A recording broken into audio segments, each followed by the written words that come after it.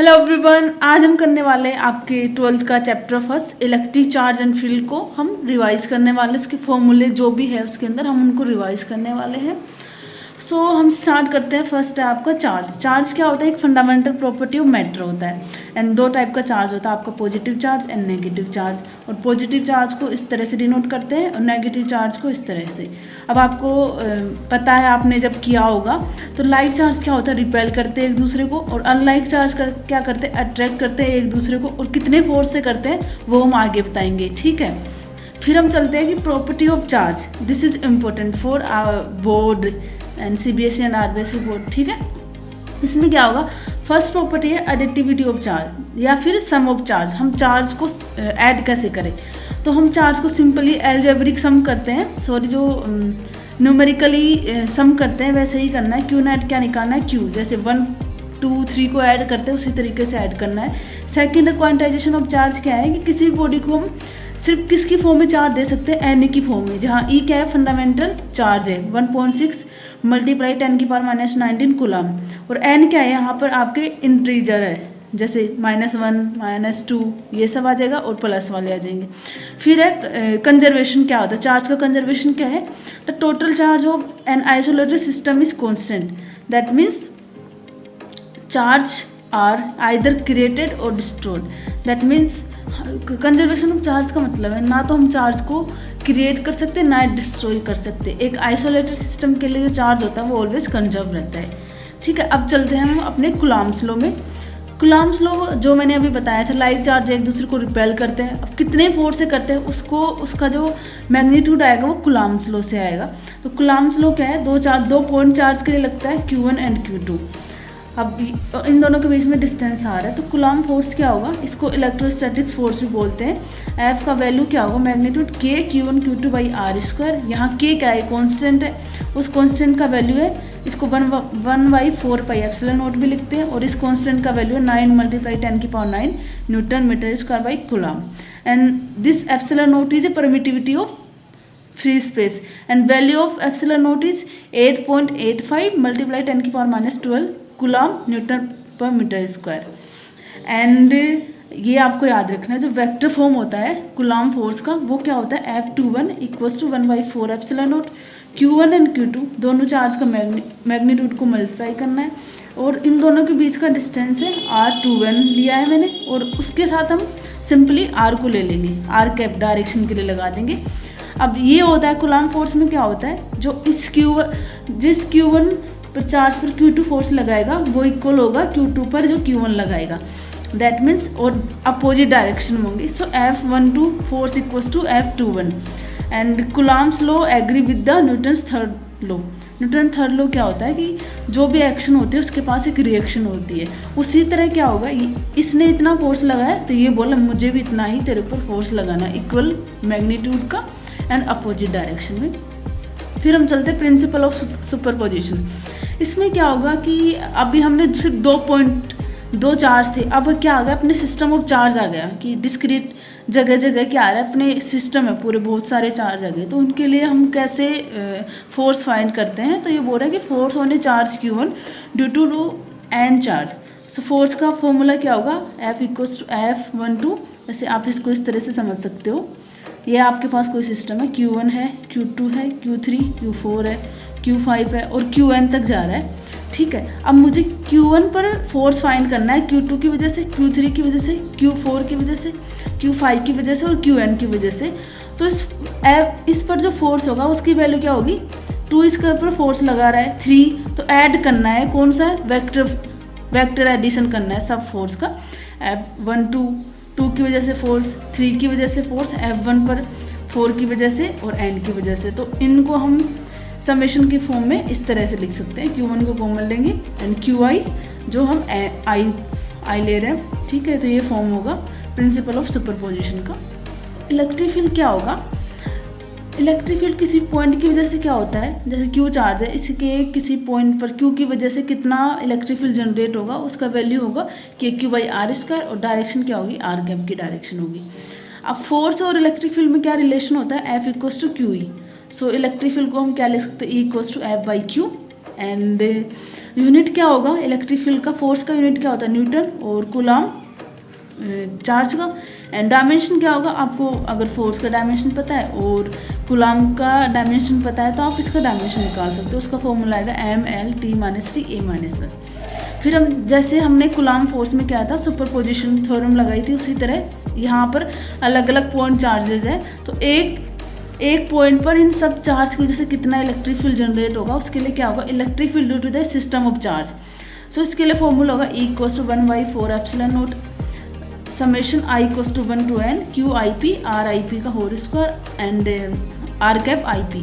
जब अगर आपको फॉर्मूला समझ में नहीं आ रहा, जब आप न्यूमेरिकल लगाओगे तब समझ में आएगा। जिस समझना है इसको कि कैसे निकल रहा है, जैसे आप न्यूमेरिकल लगाओगे तो उसमें फॉर्मूला याद करने की ज़रूरत भी नहीं है, वो अलग तरीके से होंगे, ठीक है। फिर हम चलते हैं अपने next topic electric dipole moment.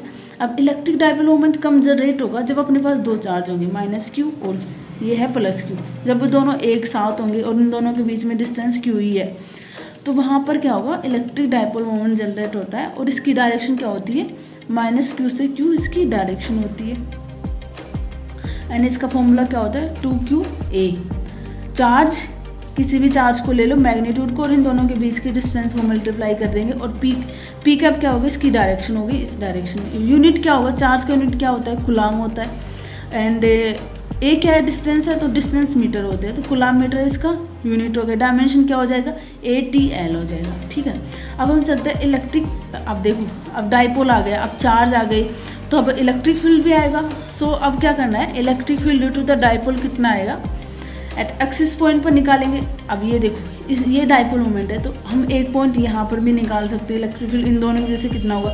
एक अपने पास पॉइंट यहाँ आ गया इसके परपेंडिकुलर, तो दो है आपके पास एट एक्सिस पोजीशन पर जो डाइपोल मोमेंट की वजह से इलेक्ट्रिक फील्ड जनरेट होगा उसका वैल्यू होगा E=4QA 4πε0 RQ P cap direction में। या फिर इसको आप मैंने बताया था डाइपोल मोमेंट का जो फॉर्मूला क्या था 2QA।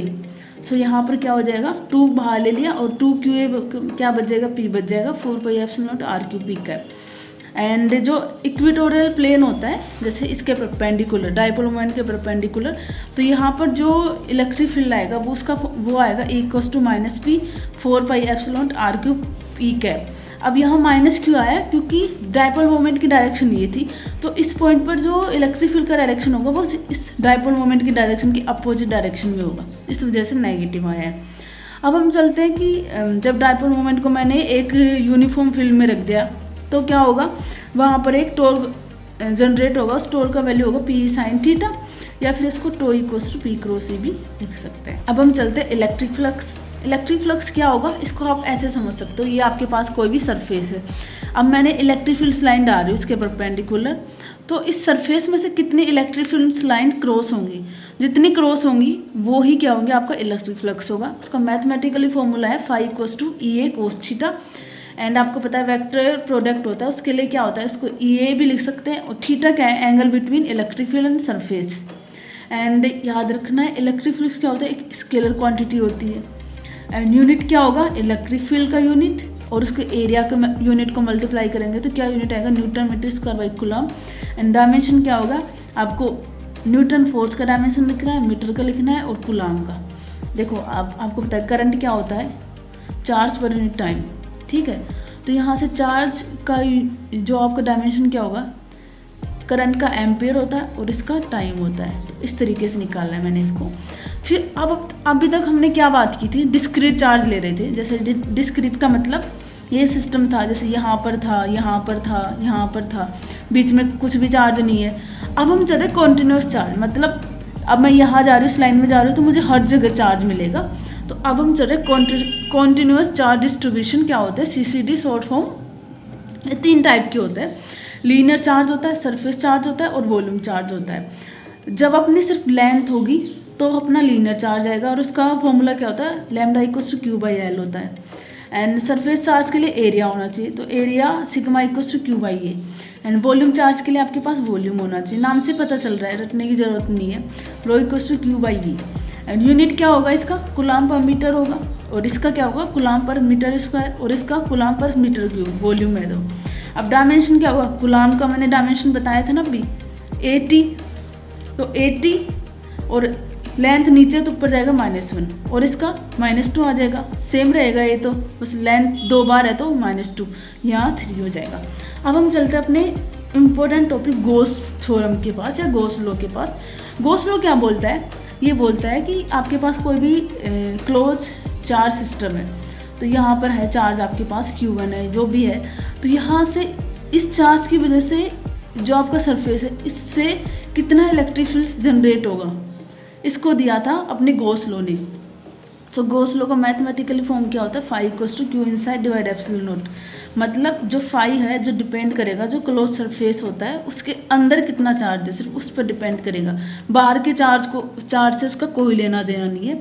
तो फॉर्मूला क्या हो जाएगा? Phi equals to Q inside divide epsilon nought, and phi का वैल्यू क्या हो जाएगा? अब आपको पता है के क्या होता है? 1/4 एप्सिलॉन नॉट।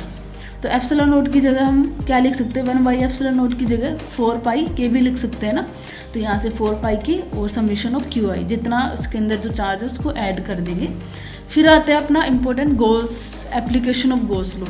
अब ये तो आपका आना ही है, आप इनमें से इन तीनों में से कोई ना कोई डेरिवेशन आपका आ जाएगा और न्यूमेरिकल भी आ जाता है, ठीक है। तो एप्लीकेशन ऑफ गॉस लॉ में जाना है तो सबसे पहला आता है इनफाइनाइट अपना लॉन्ग स्ट्रेट वायर है, उसकी वजह से कितना इलेक्ट्रिक फील्ड जनरेट होगा। जैसे ये आपके पास इनफाइनाइट वायर है, इसके पास चार्ज है, कॉन्टिन्यूस चार्ज डिस्ट्रीब्यूशन है, लैम्डा है, ठीक है, गिवन है, ये सब कुछ दिया हुआ। तो इस पॉइंट पर इस चार्ज जो अपना लॉन्ग वायर इसकी वजह से कितना इलेक्ट्रिक फील्ड जनरेट होगा, इसका फॉर्मूला क्या होता है? Equals to lambda 2 pi epsilon nought R N का डायरेक्शन, ठीक है। अब सेकंड है इनफाइनाइट प्लेन शीट है, उसकी वजह से आपका कितना इलेक्ट्रिक फील्ड जनरेट होगा? ये आपके पास कोई शीट है 2D वाली है जिसके पास एरिया है, तो इसकी वजह से जो इलेक्ट्रिक फील्ड जनरेट होगा बी पॉइंट पर वो क्या होगा? σ/2 एप्सिलॉन नॉट एन कप होगा। एंड थर्ड आता है आपका स्फेरिकल सेल। जैसे ये आपके पास सेल है, मतलब इसके अंदर कोई चार्ज नहीं है, सिर्फ इसके सरफेस पर है, तो अंदर इलेक्ट्रिक फील्ड क्या हो जाएगा? 0 हो जाएगा, क्योंकि इलेक्ट्रिक फील्ड क्या होता है? KQ/R²। अगर अंदर ही चार्ज नहीं है तो चार्ज 0, तो दैट मीन्स अंदर इलेक्ट्रिक फील्ड 0। अब बाहर क्या होगा? अब अगर टोटल चार्ज Q है तो बाहर क्या हो जाएगा? KQ/R², और सरफेस पर क्या हो जाएगा? रेडियस को ले लेंगे, वहाँ पर R डिस्टेंस था, यहाँ पर इसका रेडियस हो जाएगा। तो ये आ गए आपके सारे फॉर्मूले जो भी आपके NCERT बुक में दिए थे, जो भी पूरे चैप्टर के मैंने रिवाइज करवा दिए। और अगर आप CBSE बोर्ड, RBSE जिसमें भी हो, अगर आपको ये सारे फॉर्मूले पता है, जैसे एग्ज़ाम से पहले आप इसको देख के जाते हो, तो पक्का बेनिफिट होगा आपको। सो आपको समझ में भी आया होगा कैसे अप्लाई करना है और क्वेश्चंस में कैसे अप्लाई करना है। जैसे फॉर्मूला मैंने लिख दिया, कभी कभार क्या आता है, जैसे चार्ज दिया होता है तो आपको बोल रहा है कि P पॉइंट पर आपको इलेक्ट्रिक फील्ड निकालो, तो इस टाइप के भी क्वेश्चन आ जाते हैं, डायमेंशन वगैरह के भी क्वेश्चन आ जाते हैं, इलेक्ट्रिक फ्लक्स के भी क्वेश्चन आ जाते हैं, कुछ भी आ सकता है। और कभी कभार तो जो प्रॉपर्टी थी, मैंने चार्ज की प्रॉपर्टी बताई थी, वहाँ से भी क्वेश्चन आ जाता है। So I hope you enjoy this video and thank you so much. अगर आपको इस जो शॉर्ट नोट्स बनाया है, अगर आपको इसको चाहिए, अगर आपको PDF चाहिए, तो मैं इसका लिंक डिस्क्रिप्शन में डाल दूँगी, आप वहाँ से देख सकते हो। So thank you so much guys, bye bye, take care.